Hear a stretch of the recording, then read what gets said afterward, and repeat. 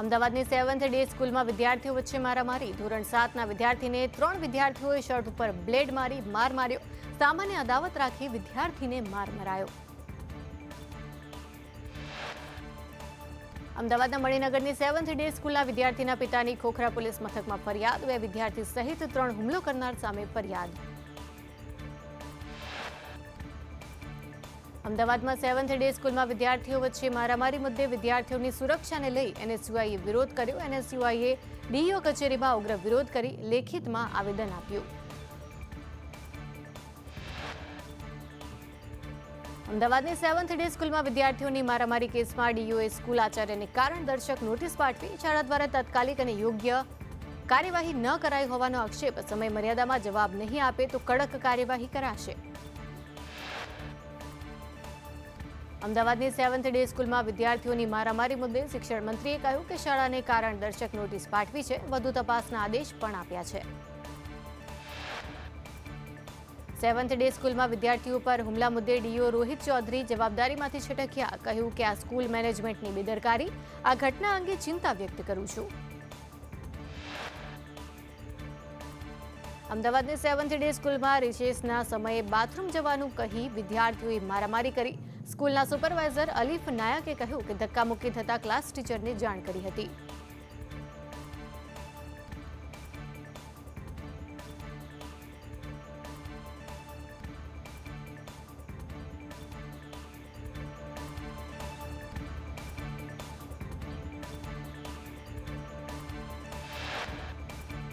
મણિનગરની 7th day સ્કૂલના સુપરવાઇઝરે કહ્યું કે મારામારીમાં બ્લેડનો ઉપયોગ નથી થયો। ફરિયાદમાં વિગત ખોટી હોઈ શકે છે। અમે સ્કૂલમાં બાળકોની બેગ ચેક કરીએ છીએ।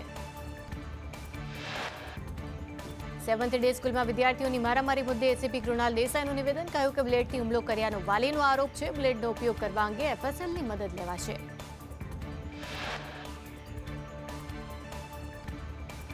સાબરકાંઠા પ્રાંતિજના સલાલ ગામે નકલી દૂધ બનાવતી ફેક્ટરી ઝડપાઈ। એલસીબીએ શ્રી સત્યા ડેરી પ્રોડક્ટ ફેક્ટરીમાં રેડ પાડી। સુરતના માંગરોળમાં વીજળીના ધાંધિયાને લઈ જેટકો ઓફિસમાં હોબાળો। આગની ઘટના બાદ હજુ સુધી વીજ પુરવઠો નિયમિત ન મળતા હોબાળો મચ્યો।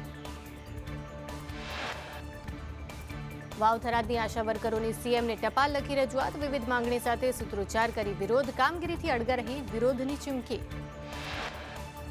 બરોડા ડેરીની 18 માર્ચે ચૂંટણી યોજાશે। 21 થી 26 ફેબ્રુઆરી વચ્ચે ફોર્મ ભરી શકાશે। 2 થી 3 માર્ચના રોજ ફોર્મ પરત લઈ શકાશે। ગાંધીનગર મનપાનું ડ્રાફ્ટ બજેટ રજૂ। 1903.8 કરોડનું ડ્રાફ્ટ બજેટ રજૂ કરાયું। મિલકતવેરામાં કોઈ જ ફેરફાર નહીં। પોરબંદરની જૂની કોર્ટ બિલ્ડિંગમાં ગંભીર બેદરકારી। બિલ્ડિંગમાંથી મોટી સંખ્યામાં ચૂંટણી કાર્ડ મળ્યા। ફાઇલ, સરકારી રેકોર્ડ સહિતનો સામાન વેરવિખેર। વડોદરામાં રોડ તૂટવા મામલે ડેપ્યુટી એન્જિનિયર મૌન। સંદેશ ન્યૂઝના સવાલથી નૈશદ શાહ ભાગ્યા। નૈશદ શાહે કહ્યું કે જે પણ પગલાં ભરવાના થશે તે ભરી લઈશું। ગાંધીધામમાં મનપાની દબાણ હટાવો ઝુંબેશ। ઓસ્લો સર્કલથી કોટેશ્વર સર્કલ સુધીના દબાણો દૂર કરાયા। રાજ્યના શિક્ષણ મંત્રી રીવાબા જાડેજાએ જૂનાગઢની શૈક્ષણિક સંસ્થાઓની મુલાકાત લઈ બાળકો સાથે ખોખો રમી વિદ્યાર્થીઓ સાથે બેસી ભોજન લઈ સ્કૂલમાં ચાલતી પ્રવૃત્તિઓ વિશે માહિતી મેળવી।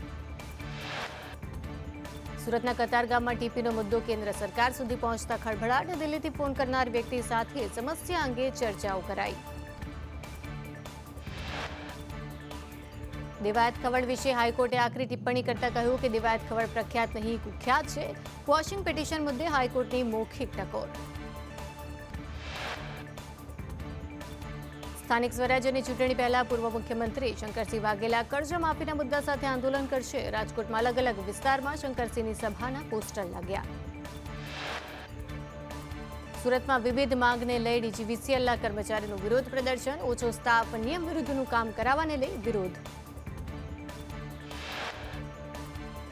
સુરતના વરાછામાં શિવધારા ચોકમાં સ્થાનિકોનો વિરોધ। 3 મોબાઈલ ટાવર ખડકી દેતા સ્થાનિકોએ નારેબાજી કરી ટાવર નાખવાનો વિરોધ નોંધાવ્યો।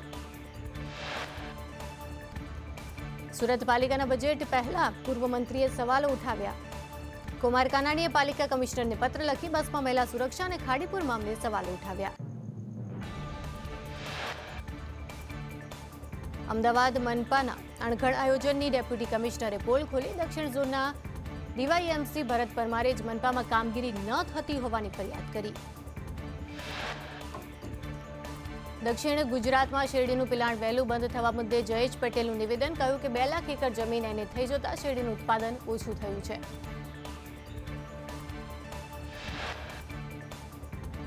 વડોદરાના નવાયાર્ડના સરસ્વતીનગરમાં રોડ તૂટ્યો. હાથથી ઉખડી રહ્યો છે નવો નખો રોડ. 30 વર્ષ બાદ બનાવાયેલો રોડ 48 કલાકમાં તૂટ્યો. સુરતના ખજોદમાં ડમ્પિંગ સાઇટની આગ યથાવત. કોન્ટ્રાક્ટર સામે પોલીસ ફરિયાદ કરવા અને બ્લેકલિસ્ટ કરવા કોંગ્રેસે માંગ કરી.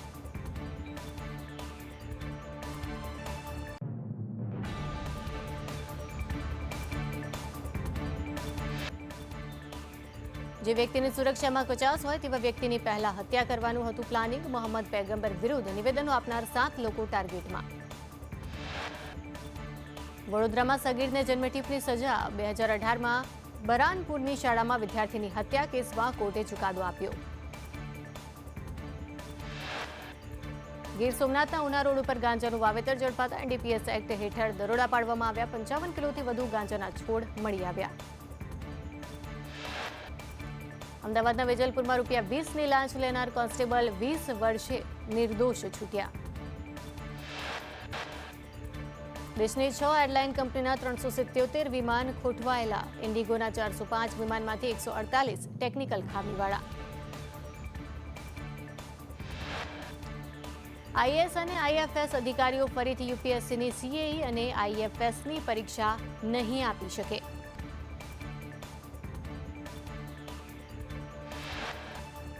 માર્ચ મહિનાના વેકેશનમાં દેશના વિવિધ ક્ષેત્રમાં 231 હોલિડે સ્પેશિયલ ટ્રેન દોડાવાશે. 1 થી 22 માર્ચ સુધીમાં આ ટ્રેનો દોડશે. પશ્ચિમ બંગાળમાં 31 માર્ચ સુધીમાં કર્મચારીઓને ડીએ ચૂકવવા સુપ્રીમ કોર્ટનો આદેશ. મમતા બેનર્જી સરકારને સુપ્રીમની લફડાક.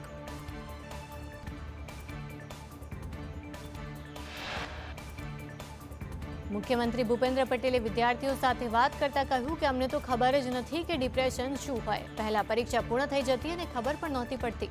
પરીક્ષા અંગે માતા પિતા હવે ખૂબ જ હાવ રાખે છે.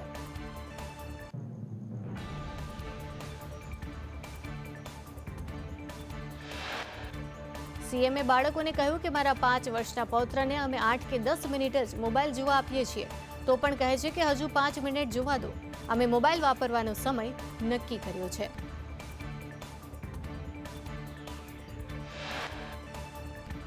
ગાંધીનગરના ભાટમાં પરીક્ષા પે ચર્ચા કાર્યક્રમમાં મુખ્યમંત્રીએ બાળકોને પૂછ્યું કે કેટલા લોકો ફોન વાપરે છે. મોબાઈલ વાપરવાનો સમય નક્કી હોવો જોઈએ.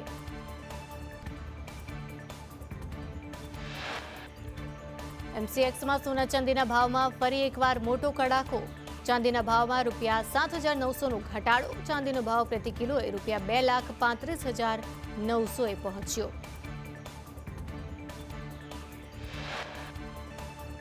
સોનાના ભાવમાં પણ ભારે ઘટાડો. સોનામાં 10 ગ્રામના ભાવમાં ₹1,200નો ઘટાડો. સોનાનો ભાવ પ્રતિ 10 ગ્રામે ₹1,57,000 થયો.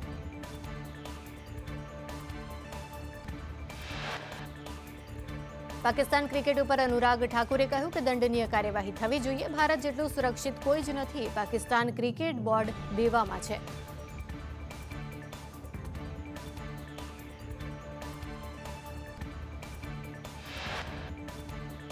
પૂર્વ કેન્દ્રીય મંત્રી અનુરાગ ઠાકુર વડોદરાની મુલાકાતે. અનુરાગ ઠાકુરે પીએમના નેતૃત્વમાં ભારત હરણફાળ ભરી રહ્યું હોવાનું નિવેદન આપ્યું.